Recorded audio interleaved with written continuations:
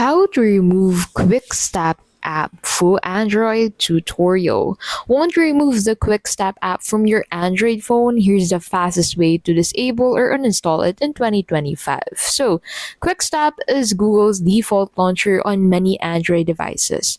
It controls your home screen, app drawer, and gestures. Since it's a system app, you can't just uninstall it like normal apps.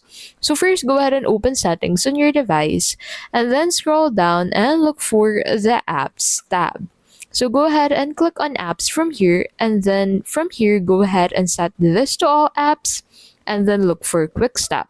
So if you see a disable button, tap on it. So if you have found quick step from here, go ahead and open it and then click on the disable button. So you can use the search bar to look for it. You can also scroll down into your app list to look for it.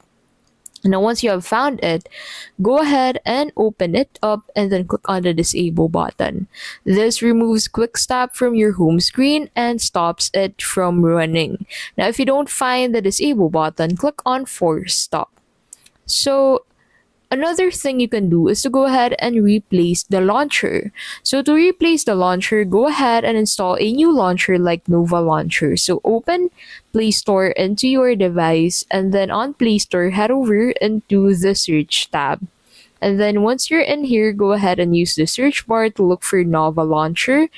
Then once you have found Nova Launcher, click on it and click on install. Now, after you install it, go to Settings, Default Apps, Home App, and set your new launcher as default.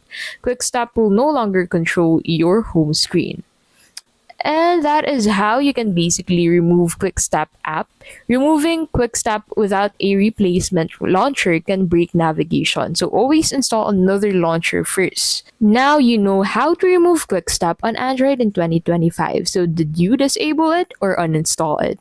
Drop your experience in the comments.